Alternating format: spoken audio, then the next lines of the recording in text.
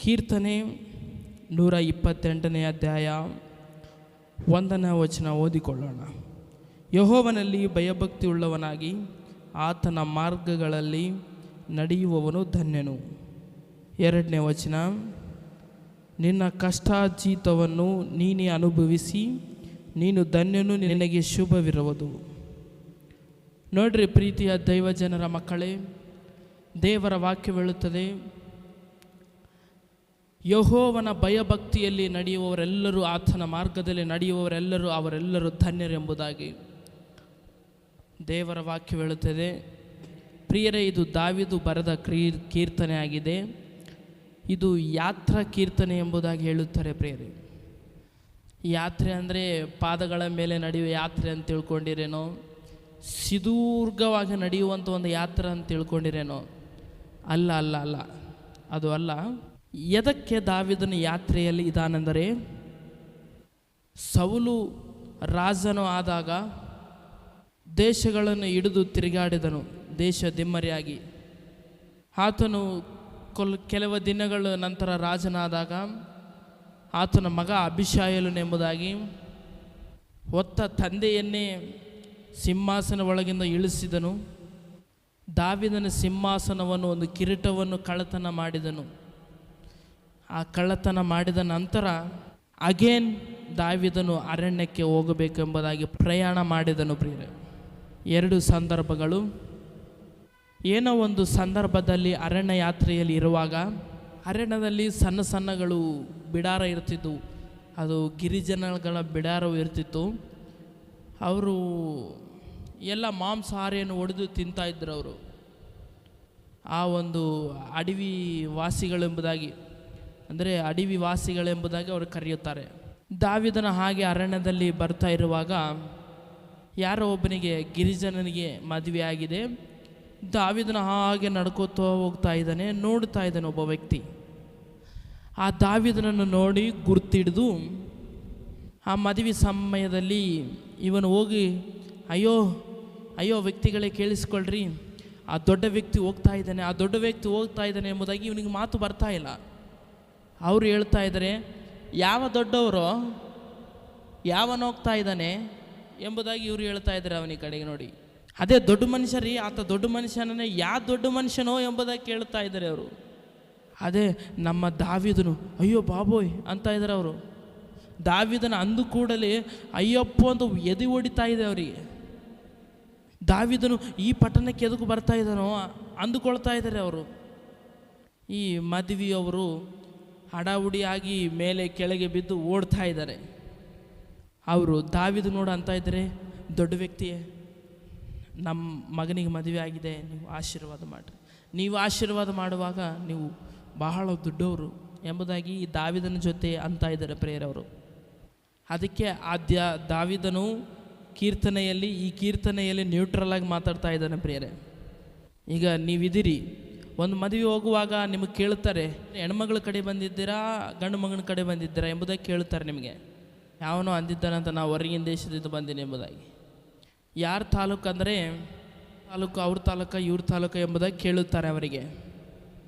ಅದಕ್ಕೆ ದಾವೀದನು ಥಟ್ಟನೆ ಸ್ಪರ್ಶ ಕೊಟ್ಟು, ನವದಂಪತಿಗಳು ಯಾವ ಏಜಲ್ಲಿ ನಡಿಬೇಕು ಆ ಏಜಲ್ಲಿ ನಡೀತಾ ಇದೆ ಎಂಬುದಾಗಿ ದಾವೀದನ ಅಂದುಕೊಂಡನು. ಈಗಿನ ಕಾಲದಲ್ಲಿ ಏಜ್ ಹೆಚ್ಚಿಗೆ ಮಾಡ್ಕೊಳ್ತಾ ಇದ್ದಾರೆ. ಏಜ್ ಹೆಚ್ಚಿಗಾದ ಬಳಕ ಮಾಡ್ಕೊಳ್ತಾ ಇದ್ದಾರೆ. ಅವನಿಗೆ ಕೂದಲು ಉದ್ರಿ ಹೊಟ್ಟೆ ಬಂದು ಅವನಿಗೆ ಬಾಜು ಇದ್ದೋಗಿ ಮದುವೆ ಮಗಳು ನೋಡಿದ್ರೆ ಅವನಿಗೆ ವೈನಿ ಆತೋಳೋ ಇಲ್ಲಾಂದ್ರೂ ಕಾಕಿ ಆತೋಳೋ ಆ ಥರ ಇರುತ್ತಾರೆ.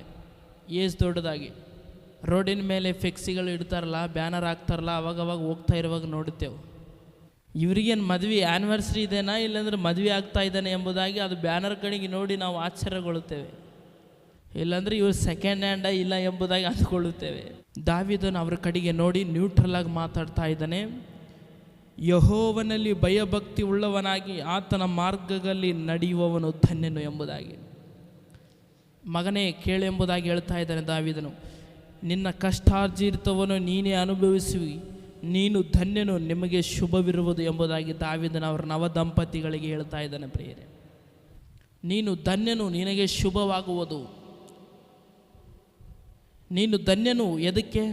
ಅವರು ಮಗ ಬರಿತಾ ಇದ್ದಾನೆ. ಅವರು ಮಗನೇ ಎಲ್ಲ ಸಲಮೋನೆಲ್ಲ ಬರೆದಿದ್ದು, ನಿನಗೆ ಮೇಲು ಉಂಟಾಗುತ್ತದೆ, ನಿನಗೆ ಹೆಣ್ಣು ಮಗಳು ಸಿಗುವುದು, ನಿನಗೆ ಮೇಲು ಉಂಟಾಗುತ್ತದೆ ಎಂಬುದಾಗಿ ಸಲಮೋನ ರಾಜನು ಬರಿತಾ ಇದ್ದಾನೆ, ಹೇಳುತ್ತಾ ಇದ್ದಾನೆ ಅಲ್ಲಿ. ದ್ರಾಕ್ಷಿಲತಾ ಒಲಿವ. ಎದಕ್ಕೆ ದಾವೀದನು ಈ ಮಾತು ಹೇಳಿದ್ದಾನೆ ಪ್ರಿಯರೇ? ದ್ರಾಕ್ಷಿ ರಸ ಗಿಡವನ್ನು ಹಿಡಿದುಕೊಂಡು ಅಂಜೂರವು ಗಿಡವು ಹಿಡಿದು ಮಾತಾಡ್ಬೋದು, ಇಲ್ಲಾಂದರೆ ದ್ರಾಕ್ಷಿ ಒಂದು ಗಿಡವನ್ನು ಹಿಡಿದುಕೊಂಡು ಖಜ್ಜೂರು ಗಿಡವದಂತೆ ಮಾತಾಡ್ಬೋದಿತ್ತು. ಹೆಂಡತಿಯನ್ನು ದ್ರಾಕ್ಷಿ ರೀತಿ ಹೋಲಿಸ್ತಾ ಇದ್ದಾನೆ, ಮಕ್ಕಳನ್ನು ಒಲಿವೆ ಗಿಡ ಎಂಬುದಾಗಿ ಹೋಲಿಸ್ತಾ ಇದ್ದಾನೆ. ಎದಕ್ಕೆ ಹೋಲಿಸಿದನೆಂದರೆ ಅವರು ನೋಡುತ್ತಾ ನೋಡುತ್ತಾ ಇರುತ್ತಾರೆ ಎಂಬುದಾಗಿ ಅದಕ್ಕೆ ಆ ಮಾತು ಬರೆದಿದ್ದಾನೆ ಪ್ರಿಯರೇ. ಏನು ನೋಡುತ್ತಾ ಇದ್ದಾರೆ ಅವರು?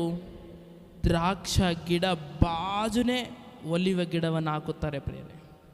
ಯೂದರ ಪಾರಂಪರ ಆಚಾರವೇನೆಂದರೆ ದ್ರಾಕ್ಷ ಗಿಡ ಒಂದು ತೋಟದ ಬಾಜುನೇ ಎಣ್ಣೆ ಮರ ಗಿಡ ಹಚ್ಚುತ್ತಾರೆ. ದ್ರಾಕ್ಷಿ ತೋಟ ಇದ್ದು ಬಾಜುನೇ ಎಣ್ಣೆ ಮರ ತೋಟವನ್ನು ಹಚ್ಚುತ್ತಾರೆ. ನ್ಯಾಯಸ್ಥಾಪಕರು 15ನೇ ಅಧ್ಯಾಯ 5ನೇ ವಚನ. ಅದಕ್ಕೆ ದ್ರಾಕ್ಷಿ ತೋಟಗಳನ್ನು ಎಣ್ಣೆ ಮರಗಳನ್ನು ಈ ವಾಕ್ಯದಲ್ಲಿ ತೆಲುಗಿನಲ್ಲಿ ಸ್ಪಷ್ಟವಾಗಿ ಬರೆಯಲ್ಪಟ್ಟಿದೆ ಪ್ರಿಯರೇ. ತೆಲುಗಿನಲ್ಲಿ ಓದಿರಿ, ಸ್ಪಷ್ಟವಾಗಿ ಬರೆಯಲ್ಪಟ್ಟಿದೆ. ದ್ರಾಕ್ಷಿ ತೋಟವು ಅದರ ಬಾಜುನ ಎಣ್ಣೆ ಮರಗಳನ್ನು ನಾನು ಹೋಲಿಕೆ ಮಾಡಿದ್ದೇನೆ ಎಂಬುದಾಗಿ ದಾವೀದನು ಹೇಳುತ್ತಾ ಇದ್ದಾನೆ. ದಾವೀದು ಆದರೆ 2 ಥರಗಳನ್ನು ಹೇಳಿದ್ದಾನೆ ಪ್ರಿಯರೇ.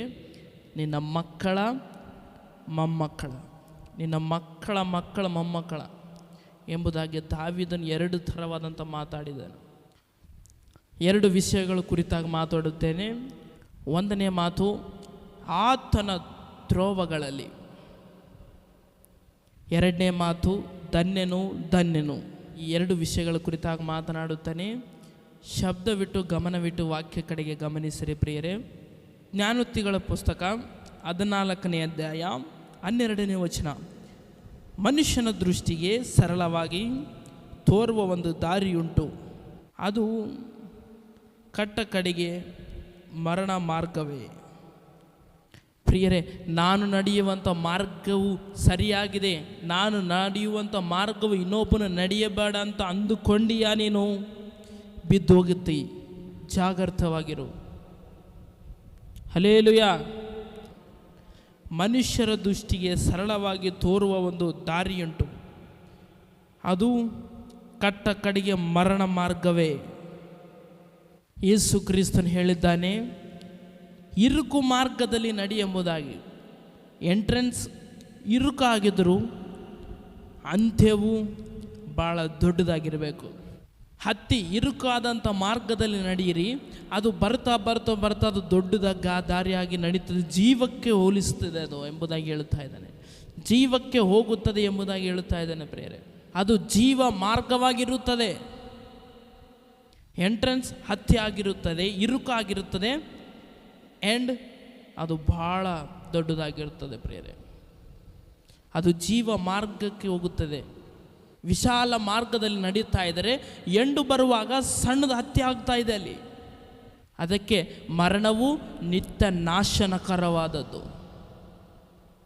ಮರಣವು ನಿತ್ಯ ನಾಶನವು.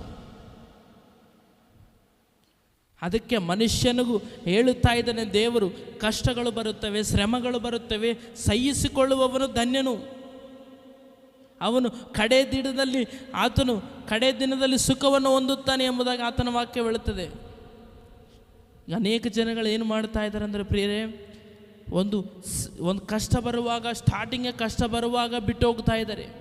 ಸ್ಟಾರ್ಟಿಂಗ್ಗೆ ಕಷ್ಟ ಬರುವಾಗ, ಸ್ಟಾರ್ಟಿಂಗ್ಗೆ ಶ್ರಮಗಳು ಬರುವಾಗ ಬಿಟ್ಟು ಹೋಗ್ತಾ ಇದ್ದಾರೆ ದೇವರನ್ನು ಬಿಟ್ಟು. ಅದಕ್ಕೆ ದೇವರು ಹೇಳುತ್ತಾ ಇದ್ದಾನೆ, ಇರುಕು ಮಾರ್ಗಗಳಲ್ಲಿ ನಡೆದರೆ ಎಂಡ್ ಮಾತ್ರ ಅದು ಜೀವ ಮಾರ್ಗಕ್ಕೆ ಹೋಗುತ್ತದೆ ಎಂಬುದಾಗಿ. ಹಲ್ಲೆಲೂಯಾ. ನಾವು ದೇವರಲ್ಲಿ ಹಿಂಸೆ ಬರುವಾಗ, ಕಷ್ಟಗಳು ಬರುವಾಗ ಸಹಿಸಿಕೊಳ್ಳಬೇಕು. ದೇವರು ನಮಗೆ ಒಳ್ಳೆಯದನ್ನು ಇಟ್ಟಿದ್ದಾನೆ ಎಂಬುದಾಗಿ ನಾವು ವಿಶ್ವಾಸವನ್ನಿಡಬೇಕು. ಅದಕ್ಕೆ ದಾವೀದನು ಆತ್ಮೀಯರ ಜೊತೆ ಮಾತನಾಡ್ತಾ ಇದ್ದಾನೆ. ಯೆಹೋವನ ದಾರಿಯಲ್ಲಿ ನಡೆಯುವವನು, ಆತನ ಮಾರ್ಗಗಳಲ್ಲಿ ನಡೆಯುವವನು, ಆತನ ಮಾರ್ಗಗಳಲ್ಲಿ ನಡೆಯುವಾತನು. ನೀನು ಯಾರ ದಾರಿಯಲ್ಲಿ ನಡೀತಾ ಇದ್ದೀ? ನಾವೆಲ್ಲರೂ ಯಾವ ಮಾರ್ಗವನ್ನು ಆರಿಸ್ತಾ ಇದ್ದೇವೆ? ಪ್ರಪಂಚದಲ್ಲಿ ಬಹಳವಾದಂಥ ಮಾರ್ಗಗಳಿದ್ದಾವೆ, ಬಹಳಿದ್ದಾವೆ ಮಾರ್ಗಗಳು. ಲೆನಿನ್, ಸ್ಟಾಲಿನ್ ಮಾರ್ಗಗಳಿದ್ದಾವೆ, ಹಾಗೆ ಗಾಂಧಿ ಮಾರ್ಗಗಳು ಕೂಡ ಇದ್ದಾವೆ, ಹಾಗೆ ಅಂಬೇಡ್ಕರ್ ಮಾರ್ಗಗಳು ಕೂಡ ಇದ್ದಾವೆ. ಈ ಥರವಾದಂಥ ಮಾರ್ಗಗಳು ಬಹಳ ಇದ್ದಾವೆ. ಪ್ರಪಂಚದಲ್ಲಿ ಉತ್ತಮ ಸ್ಥಿತಿಯಲ್ಲಿ, ಪ್ರಪಂಚದಲ್ಲಿ ಒಂದು ಸ್ಥಾನದಲ್ಲಿರುವಂಥ ಫೆಮಿಲಿಯನ್ ಪರ್ಸನ್ಸ್ ಕೂಡ ಇರುತ್ತಾರೆ. ಅವರು ಕೂಡ ಸ್ವಲ್ಪ ಮಾರ್ಗಗಳನ್ನು ತೆರೆದಿದ್ದಾರೆ. ಸ್ವಲ್ಪ ಮಂದಿ ಪುಸ್ತಕಗಳನ್ನು ಬರೀತಾರಲ್ಲ, ಅದಕ್ಕೆ ಇಸಮ್ ಎಂಬುದಾಗಿ ಬರೆಯುತ್ತಾರೆ, ಅದಕ್ಕೆ ಹೆಸರು ಇಡುತ್ತಾರೆ. ಇಸಮ್ ಎಂಬುದಾಗಿ ಅದಕ್ಕೆ ಹೆಸರಿಡುತ್ತಾರೆ. ನೀವು ಏನು ಅಂದುಕೊಳ್ಳಬೇಡ್ರಿ, ನಾವು ಒಂದು ಮಾತು ಹೇಳುತ್ತೇನೆ. ಕೆಲವರು ರಾಮುಯಿಸಮ್ ಎಂಬುದಾಗಿ ಬರೆಯುತ್ತಾರೆ. ರಾಮ ಗೋಪಾಲ್ ವರ್ಮ ಎಂಬುದಾಗಿ ಒಬ್ಬಾತನು ಬರೆದಿದ್ದಾನೆ. ಆತನ ಸಿದ್ಧಾಂತಗಳನ್ನು ಅದರ ಮಾರ್ಗದಲ್ಲಿ ಬರೆದಿದ್ದಾನೆ. ಆತನು ಎಲ್ಲ ಐಡಿಯಾಗಳನ್ನು ಎಲ್ಲ ಬರೆದಿಟ್ಟಿದ್ದಾನೆ. ಇಸಮ್ ಅಂದರೆ ತಿರುಗಿಕೊಳ್ಳುವುದು. ಕ್ರೈಸ್ತರಲ್ಲಿ ಮಾತ್ರನೇ ಯೂನಿಟಿ ಇರುತ್ತದೆ, ಕ್ರಿಸ್ಟಿಯಾನಿಟಿ. ಇವೆಲ್ಲ ಬಿಟ್ಟು ಬೇರೆವುಗಳನ್ನು ನೋಡಿದರೆ ಇಸಮ್ ಎಂಬುದಾಗಿ ಬರುತ್ತದೆ.